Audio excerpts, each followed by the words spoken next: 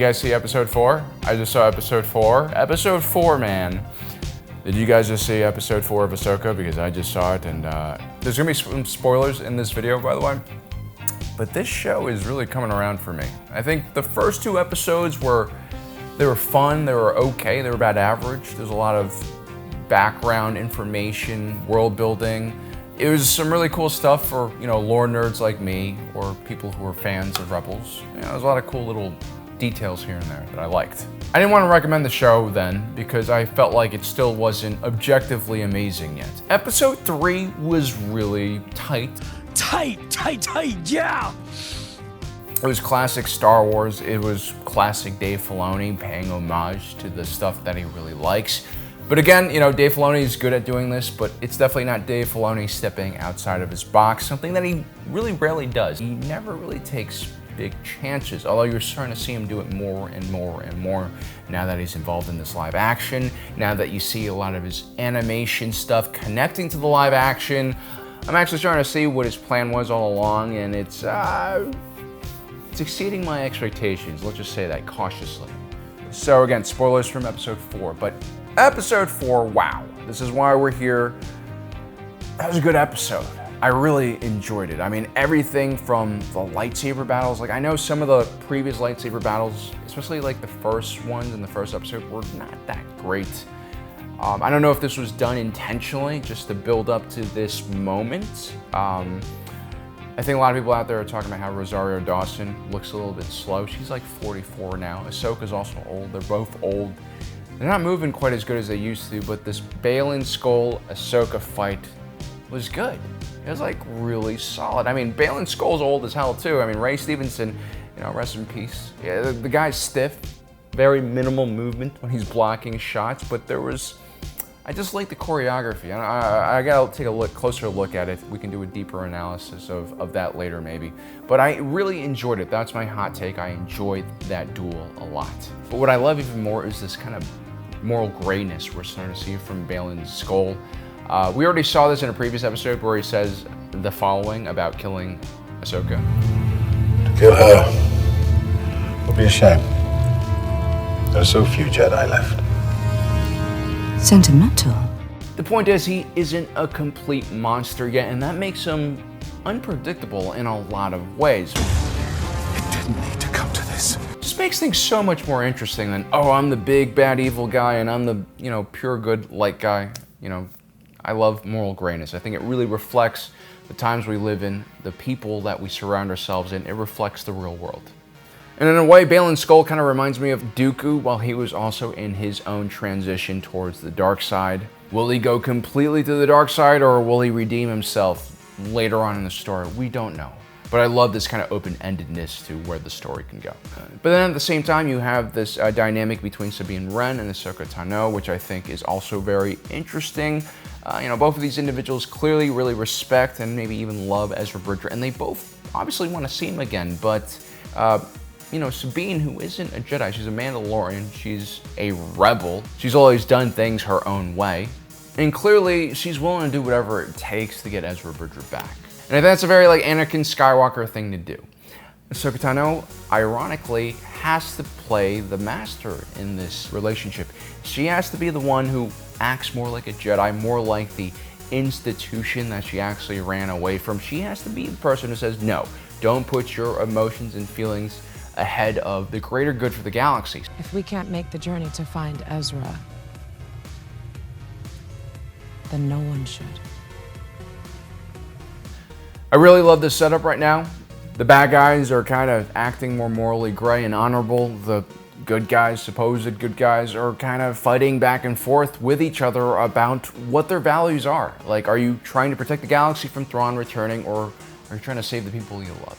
And like I said before, it fits the times. It's not the 80s anymore. I love 80s action movies. I love the thoughtless kind of violence. These guys are good, these guys are bad. I love that stuff. But at the same time, I'm looking at the newer generations. I'm looking at how people are nowadays. There's a lot more empathy. I mean, clearly social media has done some damage to that, but generally there's more empathy in the world. People are kind of less judgmental than they used to be in previous eras, and that comes with really putting yourself in other people's shoes and trying to understand the predicament they're in.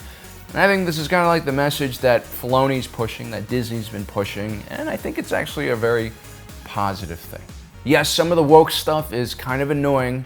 There's also other missteps, politics in there that some people might not enjoy, and I understand that. But, there's always the good, there's the bad, and there's the ugly. So this is the good. And honestly, the thing that's always separated Star Wars from other blockbuster franchises is not just the lightsaber battles, the CGI, and the space battles. I mean, a lot of sci-fi franchises can replicate that, but it's always about this core message. All right, my bad, my screens went to sleep mode. I need to go to sleep mode. I am super tired. I am super jet lagged from going to the world in between worlds. I've been searching for my car keys. So this is where the spoiler for episode 4 really comes in. If you haven't left already, I guess, why not just stay, right? But we did a video like a few days ago where we talked about Ahsoka Tano having this superpower, or at least it was a theory that she has this superpower.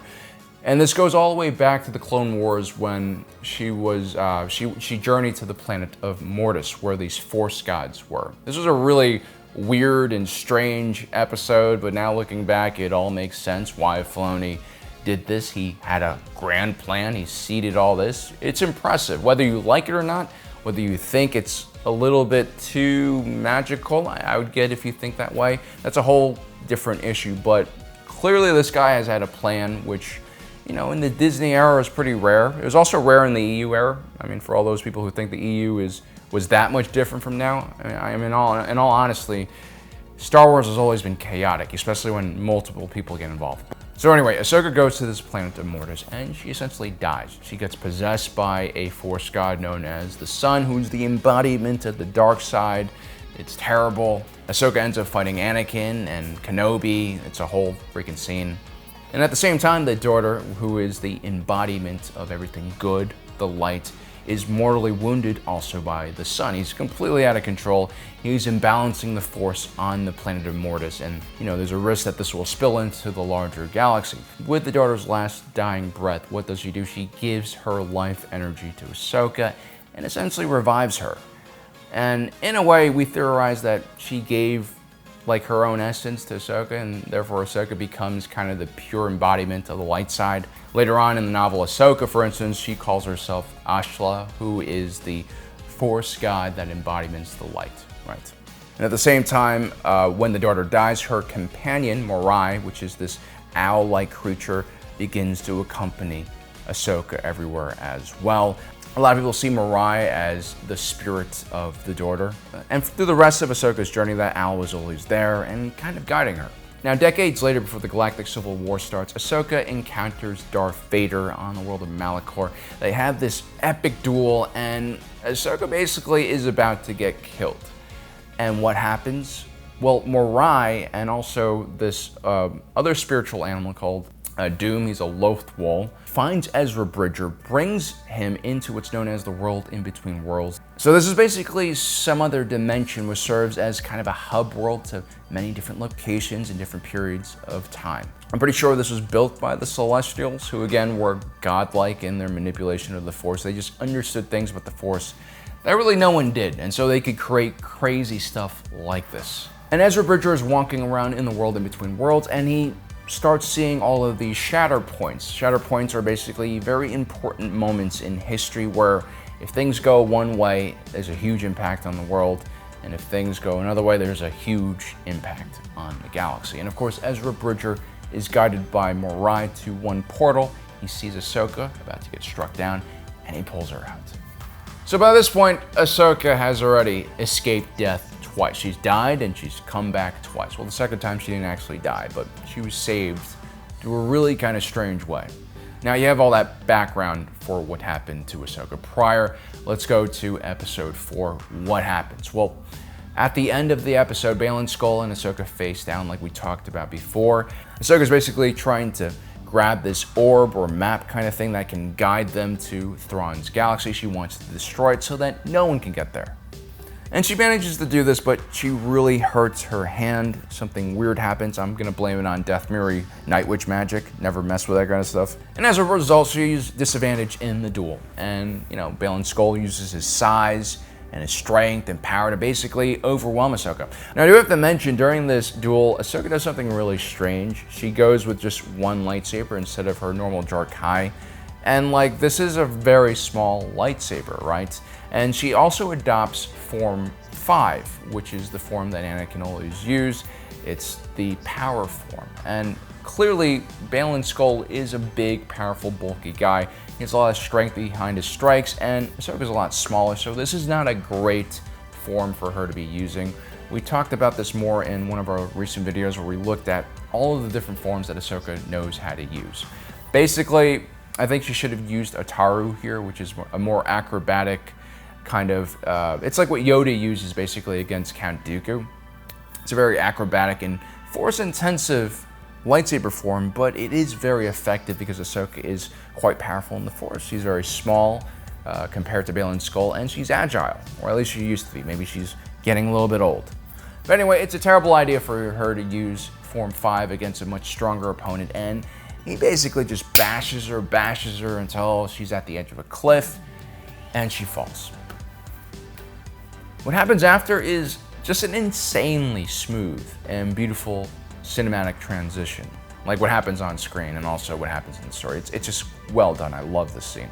And lo and behold, she's not in the water, she's not on the beach, she wakes up again in the world in between worlds.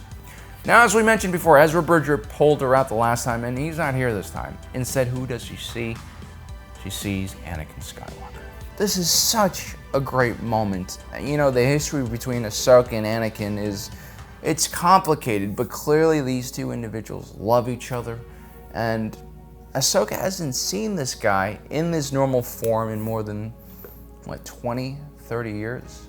I mean, this is kind of all ruined a little bit by the CGI they did to Hayden Christensen's face. I mean, he's not even that old. I don't know why they're doing this. It doesn't look that good, but this moment is so epic. It's Anakin who saves Ahsoka Tano. And then we also hear the Darth Vader kind of theme after that, which is a little bit foreboding. Don't really know what that means. What I do know is what's kind of going on here and why we're seeing Anakin. Anakin Skywalker died a few years before the Ahsoka series started. But the thing is, the world in between worlds is timeless, right? There's no sense of time. Any person from any time, any place in the galaxy can enter this realm. So we don't really actually know if this is Anakin as a Force ghost. He's definitely not transparent, but maybe, you know, because this is a Force nexus, which means it's a very powerful, Force-rich area. Force ghosts can look more solid. I know I'm a Star Wars nerd. I know this kind of stuff really well. But at the same time, this could also be Anakin Skywalker during the Clone Wars, or Anakin Skywalker, you know, based on how he looks, like right before Episode 3, like right before he turns to the dark side. You get what I'm saying?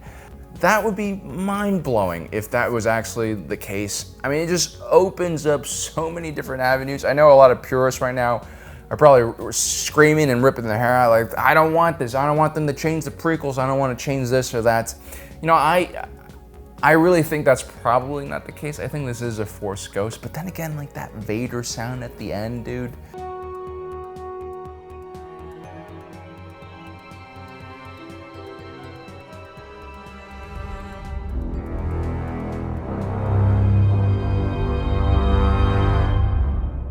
Are we about to start a multiverse? I don't know what's going on. I have all these different theories. It's all kind of crazy. I would love to hear what you guys think, though. You know, tell me in the comments section below what you guys think. So anyway, the more reasonable, I think, theory is that Anakin is a Force ghost. And you know, when you become one in the Force, you fall into the cosmic Force. And the cosmic Force is sentient in its own weird way. It's like a godlike entity that is formless, shapeless. You don't even really know what it's thinking, but once you become one with the Force, you kind of do. You become a part of the cosmic Force. You start acting like one of its messengers or servants. You go around, you know, slightly, vaguely shifting things around, you know, guiding people who are still living to do whatever the cosmic Force wants to do. This might be what we're seeing with Anakin. Anakin has simply, in the form of a Force ghost, saved Ahsoka by pulling her out because, you know, even when you're Force Ghost, you can still manipulate the environment around you. I mean, remember Yoda blew up that tree with lightning? And so this also means that Ahsoka Tano has a bigger role to play in this storyline. The Cosmic Force wants her alive. Either Anakin does or the Cosmic Force. Does it really matter at this point if they're kind of a part of the same thing? And so Ahsoka has a destiny to do some really great things, which puts a lot more weight to the show, really. And how that will manifest in the rest of the show physically is unknown. I think one of the obvious ways this can go is now that the map is destroyed and there's basically no way to follow Morgan Elsbeth and Sabine Wren to the new galaxy, well, Ahsoka can just use one of these portals, which can go basically anywhere to kind of cut them off before they get there, you know? So that's probably how she's going to get to the new galaxy. And this is really the reason why this episode 4 almost felt like a finale, like a mid-season finale. There's only 8 episodes. This is the halfway mark, and a lot of crazy stuff happened. And I legitimately think there's a good chance that things are going to change a lot, not only in this show, but in Star Wars in general. Like, this is the first time we've gone to an entirely new galaxy. I mean, in Legends, you kind of do, but this is really the first time we're going to a different galaxy. This means completely different rules, maybe completely different storylines, a completely different vibe to what Star Wars can be or will be.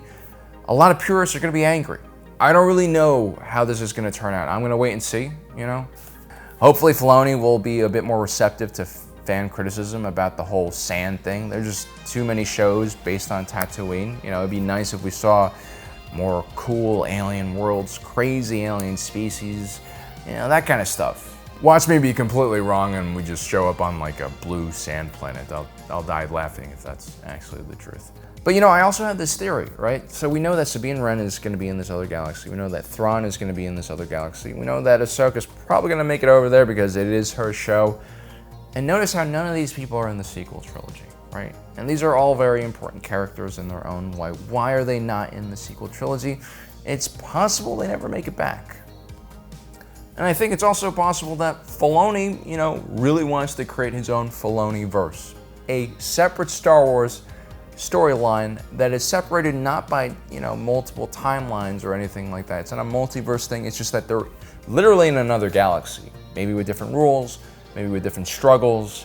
And, you know, these two kind of things can coexist, just like how the fandom has split, sadly. You know, there's some people who like the sequels, that's fine. And then there's some people who hate the sequels and they want something different. I think that's fine as well.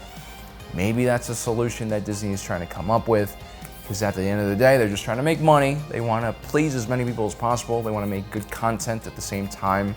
And, you know, it's really been hit or miss from one project to another. And I think they're starting to trust Filoni more and more as they're starting to see him develop more shows. I think episode 4 of Ahsoka was great, so this is a good sign for him. But I know I've heard a lot of things are riding on this series and how well it does, what the viewership is.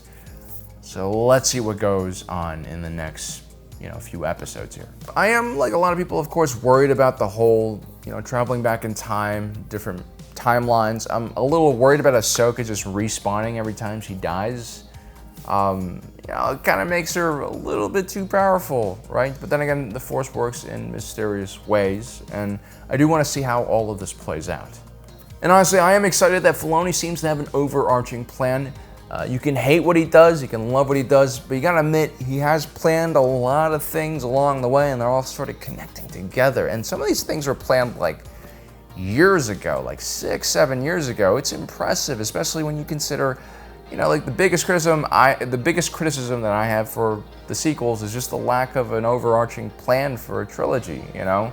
And again, I gotta tell you guys, as a big EU person who loved, you know, things like Karen Travis's Republic Commando series, I loved the New Jedi Order series. That was like actually my first full novel series that I read in Star Wars. It's with the Yuzeng Vong that killed Chewbacca. People freaking hated it. So there was always a lot of chaos back then. There was a lot of controversy. Karen Travis was hated by a lot of people because she changed, you know, how the Jedi were a little bit. She changed how the clones were a little bit. There was always this controversy, guys. There always was. You know, part of me is just really happy there's live action Star Wars content. Yes, it's hit or miss. You know, like Boba Fett and Kenobi were, they're okay. They're not my cup of tea, really. I'm a huge Kenobi fan, and I just felt like not executed well. But Andor, man, I really liked. Ahsoka, I'm starting to warm up to. I would say it's a mild recommendation right now. I think this might be worth your time if you haven't seen it yet. But yeah, I'm starting to warm up to the Ahsoka series. A lot of cool things happened in episode 4. We got to see Starkiller, LOL. He was just some, dark side dust. But I love seeing Phoenix Squadron come around. I love Hera Syndulla saying, screw bureaucracy, doesn't matter that I'm a general, I'm just gonna steal this ship and go help my friends. But unfortunately, she doesn't make the cutoff. I think a lot of them got cancer when they flew through that hyperdrive ring. Like, why is she bringing her kid to such a dangerous mission? But I think this is really the cutoff for all these guys. As sad as it is, as much as we want to see Hera Syndulla, hang out with Ahsoka and Sabine, I think she's not going to make it to the New Galaxy. Maybe she'll have her own small storyline, with her dealing with the New Republic. I'm sure Mon Mothma will get some more screen time. I hope she does. I'm really starting to really like her a lot as a character. I also really like the dynamics of the New Republic, but yeah, I think this is the split now, guys. We're going to the New Galaxy. Also, I think Hera Syndulla is probably going to get court-martialed. Actually, that might be the storyline. But yeah, a lot of things happened in this episode, and as you can tell, I'm super tired, but I'm also super excited. I really can't wait for the next episode, which I was not in that mode in the last few episodes, but now I'm kind of on board. All right, well, let me know in the comment section below what you guys think about this. I really want to hear what you guys have to say about Anakin and the world in between worlds. And please don't forget to subscribe and hit that notification button down below because, we're covering Star Wars constantly right now. Check it out.